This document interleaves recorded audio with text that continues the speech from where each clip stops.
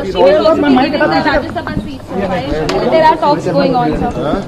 For Bayesh Sharmila also there are some talks going on. There are some reports coming in that Nothing. I don't know about it. The party high command will take. Even MLC also, Rajya Sabha also. It is a high command decision. We just give them the suggestion. That's all. Apart from that, nothing. I don't want to comment it. When I don't know still when they will elect the leader of the Congress Legislative Party, then we will discuss.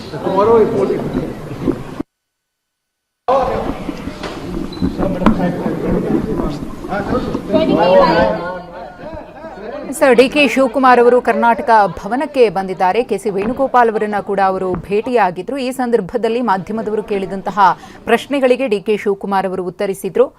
CLP ಸಭೆ ನಡೆಯುತ್ತೆ ನಾಳೆ ಸಂಜೆ. ಅದಾದ್ಮೇಲೆ ಶಾಸಕಾಂಗ ಪಕ್ಷದ ನಾಯಕನ ಆಯ್ಕೆ ಆಗುತ್ತೆ. ನಂತರವೇ ನಿಮಗೆ ಸಿಎಂ ಯಾರಾಗ್ತಾರೆ ಅನ್ನೋದು ಕೂಡ ಅಧಿಕೃತವಾಗಿ ಗೊತ್ತಾಗುತ್ತೆ ಅನ್ನೋ ಮೂಲಕ ಜಗಜ್ಜಾಹೀರಾಗಿರುವಂತಹ, ಈಗಾಗಲೇ ಎಲ್ರಿಗೂ ಕೂಡ ಗೊತ್ತಿರುವಂತಹ ಸುದ್ದಿಯನ್ನ ಮತ್ತೆ ಹೈಡ್ ಮಾಡುವಂತಹ ಪ್ರಯತ್ನವನ್ನ ಇಲ್ಲಿ ಡಿ ಕೆ ಶಿವಕುಮಾರ್ ಅವರು ಮಾಡಿದ್ದಾರೆ. ಅಂದ್ರೆ ಶಾಸಕಾಂಗ ಪಕ್ಷದ ಸಭೆ ನಡೆದು ಅಧಿಕೃತವಾಗಿ ಆಯ್ಕೆ ಆಗೋವರೆಗೂ ಕೂಡ, ಅನೌನ್ಸ್ ಆಗೋವರೆಗೂ ಕೂಡ ಎಲ್ಲೂ ಆ ವಿಚಾರವನ್ನ ಮಾತನಾಡಬಾರದು ಅನ್ನೋದು ಇಲ್ಲಿನ ನಿಯಮ ಅನ್ನೋದು ಸ್ಪಷ್ಟವಾಗಿ ಗೊತ್ತಾಗ್ತಾ ಇದೆ. ನಾಳೆಯೇ ಶಾಸಕಾಂಗ ಪಕ್ಷದ ನಾಯಕನಾಗಿ ಡಿಕೆ ಅವರು ಆಯ್ಕೆ ಆಗ್ತಾರೆ. ವಿಧಾನಸೌಧದಲ್ಲಿ ಸಿಎಲ್ಪಿ ಸಭೆಯನ್ನ ಕರೆಯಲಾಗಿದೆ. ಡಿಕೆ ಶಿವಕುಮಾರ್ ಹೇಳಿದ್ದಾರೆ, ಕಾನ್ಫರೆನ್ಸ್ ಹಾಲ್ನಲ್ಲಿ ಶಾಸಕಾಂಗ ಪಕ್ಷದ ಸಭೆ ನಡೆಯುತ್ತೆ ಅಂತ ಹೇಳಿದ್ದಾರೆ. ನಾಳೆ 4 ಗಂಟೆಗೆ ಸಮಯ ಕೂಡ ನಿಗದಿಯಾಗಿದೆ. ಇನ್ನು ಎಲ್ಲಾ ಶಾಸಕರಿಗೂ ಕೂಡ ಬೆಂಗಳೂರಿನಲ್ಲೇ ಇರುವಂತೆ ಸೂಚನೆಯನ್ನ ನೀಡಲಾಗಿದೆ. ಇದರ ನಡುವೆ ರಾಜ್ಯಸಭೆ ಚುನಾವಣೆಯ ಬಗ್ಗೆಯೂ ಕೂಡ ಚರ್ಚೆ ಮಾಡಲಾಯಿತಾ ಅನ್ನೋ ಪ್ರಶ್ನೆಗೆ ಅದು ನಮ್ಮ ವ್ಯಾಪ್ತಿಗೆ ಬರುವುದಿಲ್ಲ, ಹೈಕಮಾಂಡ್ ನಿರ್ಧಾರ ಮಾಡುತ್ತೆ, ನಾವು ಸಜೆಷನ್ ಮಾತ್ರ ಕೊಡಬಹುದು, ಸಲಹೆಗಳನ್ನು ಮಾತ್ರ ಕೊಡಬಹುದೇ ವಿನಃ ಅದರ ಬಗ್ಗೆ ವಿಸ್ತೃತವಾಗಿ ಚರ್ಚೆ ಮಾಡಿಲ್ಲ ಅಂತಾನೂ ಡಿ ಕೆ ಶಿವಕುಮಾರ್ ಅವರು ಇದೇ ಸಂದರ್ಭದಲ್ಲಿ ಸ್ಪಷ್ಟಪಡಿಸಿದ್ರು. ಇನ್ನು ಸಂಪುಟ ಸೇರಲು ಭರ್ಜರಿ ಲಾಭಿ ನಡೆಸ್ತಾ ಇರುವಂತಹ ಸಚಿವರು, ಹಿರಿ ನಾಯಕರೆನ್ನದೆ ಎಲ್ಲರಿಂದಲೂ ಕೂಡ ಪೈಪೋಟಿ ನಡೀತಾ ಇದೆ. 40ಕ್ಕೂ ಹೆಚ್ಚು ಶಾಸಕರಿಂದ ಮಂತ್ರಿಗಿರಿಗೋಸ್ಕರ ತೀವ್ರ ಲಾಭಿ ನಡೀತಾ ಇದೆ. ಸಂಪುಟ ಸೇರುವುದಕ್ಕೋಸ್ಕರ ಇದೀಗ ಭರ್ಜರಿ ಲಾಭಿಯನ್ನು ನಡೆಸ್ತಾ ಇರುವಂತಹ ಶಾಸಕರು, ಒಂದು ಕಡೆ ಹಿರಿಯರು ಮತ್ತೊಂದು ಕಡೆ ಕಿರಿಯರು. ಹೊಸಬರಿಗೆ ಮಣೆ ಹಾಕಬೇಕು, ಹೊಸ ಮುಖಗಳಿಗೆ ಅವಕಾಶವನ್ನ ಮಾಡಿಕೊಡಬೇಕು ಅನ್ನೋ ಕೂಗು ಹಿಂದಿನಿಂದಲೂ ಕೂಡ ಕೇಳಿಬರ್ತಾ ಇದೆ. ಸಂಪುಟ ಪುನರಚನೆ ಆಗುತ್ತೆ ಅನ್ನೋ ವಿಚಾರ ಮುನ್ನೆಲೆಗೆ ಬಂದಾಗಿನಿಂದಲೂ ಕೂಡ ಆ ಅಭಿಪ್ರಾಯ ಇದೆ.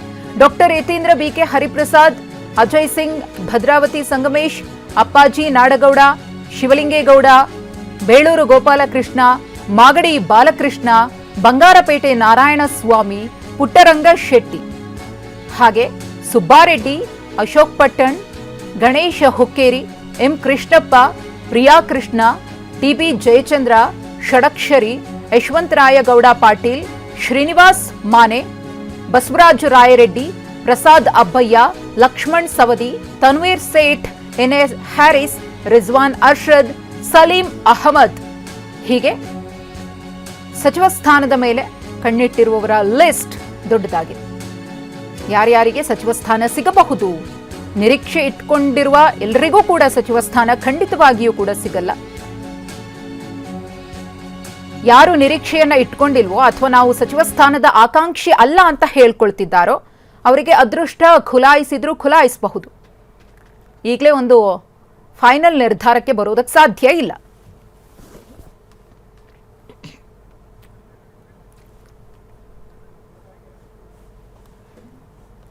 ಈ ಕುರಿತು ಮತ್ತಷ್ಟು ಮಾಹಿತಿಯನ್ನ ಕೊಡೋದಕ್ಕೆ ನಮ್ಮ ಪ್ರತಿನಿಧಿ ಪ್ರಸನ್ನ ಇದೀಗ ನೇರ ಸಂಪರ್ಕದಲ್ಲಿದ್ದಾರೆ. ಪ್ರಸನ್ನ, ಗಮನಿಸ್ತಾ ಇದ್ದೀವಿ ಏನೇನು ಬೆಳವಣಿಗೆಗಳು ಕ್ಷಣ ಕ್ಷಣಕ್ಕೂ ಕೂಡ ಕಾಂಗ್ರೆಸ್ ಪಾಳೆಯದಲ್ಲಿ ಆಗ್ತಾ ಇದೆ ಅಂತ ಹೇಳಿ ಡಿ ಕೆ ಶಿವಕುಮಾರ್ ಅವರು ಈಗಷ್ಟೇ ಮಾತನಾಡಿದ್ರು. ನಾಳೆಯ ಸಿಎಲ್ಪಿ ಸಭೆಯ ಬಗ್ಗೆ ಕರ್ನಾಟಕ ಭವನದಲ್ಲಿ ಮಾಹಿತಿಯನ್ನ ಕೊಟ್ಟರು. ಅದರ ಹೊರತಾಗಿ ಈ ಸಚಿವ ಸಂಪುಟ ರಚನೆಯ ವಿಚಾರ ಇದೆಯಲ್ಲ, ಇದು ಎಷ್ಟು ಚಾಲೆಂಜಿಂಗ್ ಅಂತ ಅನ್ಸುತ್ತೆ ಅಂತ ಮುಂದಿನ ದಿನಗಳಲ್ಲಿ ಡಿ ಕೆ ಶಿವಕುಮಾರ್ ಅವರಿಗೆ ಅಥವಾ ರಾಜ್ಯ ಕಾಂಗ್ರೆಸ್ಗೆ, ಕಾಂಗ್ರೆಸ್ ಹೈಕಮಾಂಡ್ಗೆ?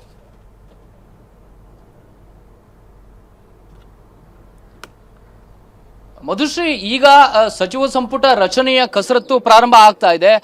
ನಾಯಕತ್ವ ಬದಲಾವಣೆ ವಿಚಾರದಲ್ಲಿ ಎಷ್ಟು ಸರಳವಾಗಿ ಕಾಂಗ್ರೆಸ್ ಹೈಕಮಾಂಡ್ ಎಲ್ಲ ಗೊಂದಲಗಳನ್ನ ಬಗೆಹರಿಯೋದಕ್ಕೆ ಎಲ್ಲ ನಾಯಕರು ಅವಕಾಶವನ್ನ ಮಾಡಿಕೊಟ್ರು. ನಿಜ, ಅಷ್ಟರ ಮಟ್ಟಿಗೆ ಕಾಂಗ್ರೆಸ್ ಹೈಕಮಾಂಡ್ಗೆ ಇದ್ದಂತಹ ಆತಂಕ, ತಲೆನೋವು ತಪ್ಪಿದೆ. ಆದ್ರೆ ಹೊಸ ಸಚಿವ ಸಂಪುಟ ರಚನೆ ಅನ್ನುವಂತ ಕಸರತ್ತೇನಿದೆ, ಇದು ಸಣ್ಣ ಪುಟ್ಟ ವಿಷಯ ಅಲ್ಲ. ಜೊತೆಗೆ ಆಕಾಂಕ್ಷಿಗಳ ಸಂಖ್ಯೆ ತುಂಬಾ ಕಡಿಮೆ ಏನಿಲ್ಲ. ಬರೋಬ್ಬರಿ 45ಕ್ಕೂ ಹೆಚ್ಚು, ಅಂದ್ರೆ 45ರಿಂದ 50 ಮಂದಿ ಸಚಿವ ಸ್ಥಾನ ಸ್ಥಾನದ ಮೇಲೆ ಕಣ್ಣನ್ನು ನೆಟ್ಟಿದ್ದಾರೆ. ಇವರ್ಯಾರು ಕೂಡ ಈ ಹಿಂದೆ ಸಚಿವರಾದವರಲ್ಲ, ಅದು ಬಹಳ ಪ್ರಮುಖ ಸಂಗತಿ. ಅಂದ್ರೆ ಮೊಟ್ಟ ಮೊದಲ ಬಾರಿಗೆ ಸಚಿವರಾಗೋದಕ್ಕೇನೆ 45ರಿಂದ 50 ಮಂದಿ ಆಕಾಂಕ್ಷಿಗಳಿದ್ದಾರೆ. ಅವರೆಲ್ಲರೂ ಕೂಡ ದೆಹಲಿ ಮಟ್ಟದಲ್ಲಿ ತಮ್ಮ ಲಾಬಿಯನ್ನ ಪ್ರಾರಂಭ ಮಾಡಿದ್ದಾರೆ. ವಿಧಾನ ಪರಿಷತ್, ವಿಧಾನಸಭೆ ಸೇರಿದಂತೆ ಬರೋಬ್ಬರಿ 45ರಿಂದ 50 ಮಂದಿ ಸಚಿವ ಸ್ಥಾನದ ಆಕಾಂಕ್ಷಿಗಳ ಪಟ್ಟಿ ಏನಿದೆ, ಅವರೆಲ್ಲರ ಪ್ರಯತ್ನ ಕೂಡ ಇದೀಗ ಜೋರಾಗಿ ನಡೀತಾ ಇದೆ. ಸಿದ್ದರಾಮಯ್ಯನವರನ್ನ ನಂಬಿಕೊಂಡು ಒಂದಷ್ಟು ಮಂದಿ ಈಗಾಗಲೇ ಸಚಿವ ಸಂಪುಟದಲ್ಲಿ ಇದ್ದಂತವರು ಅವರು ಮತ್ತೆ ಪುನರಾವರ್ತನೆ ಆಗುವಂತಹ ಲೆಕ್ಕಾಚಾರಗಳನ್ನ ಒಂದು ಕಡೆ ಹಾಕೊಂಡಿದ್ರೆ, ಇಷ್ಟು ದೊಡ್ಡ ಪ್ರಮಾಣದಲ್ಲಿ ಇರುವಂತಹ ಆಕಾಂಕ್ಷಿಗಳನ್ನ ಹೈಕಮಾಂಡ್ ಹೇಗೆ ನಿಭಾಯಿಸುತ್ತೆ, ಡಿ ಕೆ ಶಿವಕುಮಾರ್ ಹೇಗೆ ನಿಭಾಯಿಸ್ತಾರೆ ಅನ್ನುವಂಥದ್ದು ಬಹಳ ಇಂಟ್ರೆಸ್ಟಿಂಗ್ ಆಗಿದೆ ಮತ್ತು ಅದು ದೊಡ್ಡ ಕಸರತ್ತಿನ ವಿಷಯ ಅನ್ನುವಂಥದ್ದು ಕೂಡ ಗೊತ್ತಾಗ್ತಾ ಇದೆ. 45ರಿಂದ 50 ಮಂದಿಯ ಪೈಕಿ ಸಚಿವ ಸ್ಥಾನ ಸಿಗೋದು ಕೇವಲ 15ರಿಂದ 20 ಮಂದಿಗೆ ಮಾತ್ರ. ಅದು ಕೂಡ ಹೈಕಮಾಂಡ್ ಹಿಂದೆ ಇದ್ದಂತಹ ಸಂಪುಟದಲ್ಲಿ 15ರಿಂದ 20 ಮಂದಿಯನ್ನ ಕೈ ಬಿಟ್ರೆ ಮಾತ್ರ. ಅದರಲ್ಲಿ ಅರ್ಧಕ್ಕಿಂತ ಹೆಚ್ಚು ಮಂದಿಯನ್ನ ನಾವು ಮುಂದುವರಿಸ್ತೀವಿ ಅಂತೇಳಿ ಹೈಕಮಾಂಡ್ ತೀರ್ಮಾನ ಮಾಡಿದ್ದೆ ಆದ್ರೆ ಅವಕಾಶಗಳು ಇನ್ನೂ ಕೂಡ ಕಡಿಮೆ ಆಗುತ್ತೆ. ಈಗ ಇರುವಂತಹ ಆಕಾಂಕ್ಷಿಗಳ ಪಟ್ಟಿಯನ್ನ ಗಮನಿಸಿದ್ರೆ ಎಲ್ಲ ಜಿಲ್ಲಾವಾರು, ಸಮುದಾಯವಾರು ಎಲ್ಲ ಲಾಬಿ ಜೋರಾಗಿ ನಡೀತಾ ಇದೆ. ಕೆಲವೊಂದಿಷ್ಟು ಜಿಲ್ಲೆಗೆ ಹಿಂದಿನ ಸಚಿವ ಸಂಪುಟದಲ್ಲಿ ಪ್ರಾತಿನಿಧ್ಯವೇ ಸಿಕ್ಕಿರಲಿಲ್ಲ.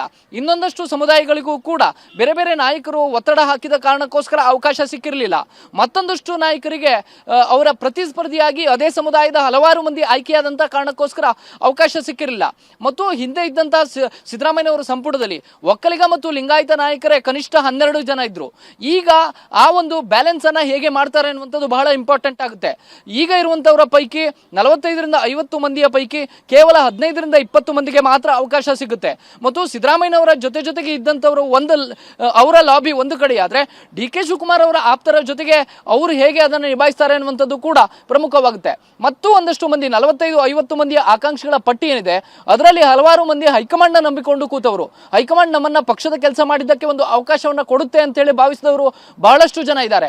ಮತ್ತು ಇದು ತಮ್ಮ ಕೊನೆಯ ಚುನಾವಣೆ ಅಂತ ಘೋಷಣೆ ಮಾಡ್ಕೊಂಡಂತವರು, ಆ ರೀತಿಯ ಲೆಕ್ಕಾಚಾರದಲ್ಲಿ ಇರುವಂತವರು ಹಲವಾರು ಮಂದಿ ಇದ್ದಾರೆ. ಈ ಕಾರಣಕ್ಕೋಸ್ಕರ ಇದು ದೊಡ್ಡ ಕಸರತ್ತಿನ ವಿಷಯ ಅನ್ನುವಂಥದ್ದು ಖಂಡಿತ. ಡಿ ಕೆ ಶಿವಕುಮಾರ್ ಕೇವಲ ಹಳಬರನ್ನ ಇಟ್ಕೊಂಡು ಸಂಪುಟವನ್ನ ರಚನೆ ಮಾಡೋದಕ್ಕೆ ಸಾಧ್ಯವಿಲ್ಲ. ಹೊಸ ಚಿಗುರನ್ನು ಕೂಡ ಜೊತೆಗೆ ಸೇರಿಸಿಕೊಂಡು ಕೆಲಸ ಮಾಡಬೇಕಾಗುತ್ತೆ. ಈ ಕಾರಣಕ್ಕೋಸ್ಕರ ಇದು ದೊಡ್ಡ ಕಸರತ್ತಿನ ವಿಷಯ ಅನ್ನುವಂಥದ್ದು ಖಂಡಿತ ಗೊತ್ತಾಗ್ತಾ ಇದೆ. ಮಧುಶ್ರೀ, ಧನ್ಯವಾದ ಪ್ರಸನ್ನ ತಮ್ಮೆಲ್ಲ ಮಾಹಿತಿಗಾಗಿ.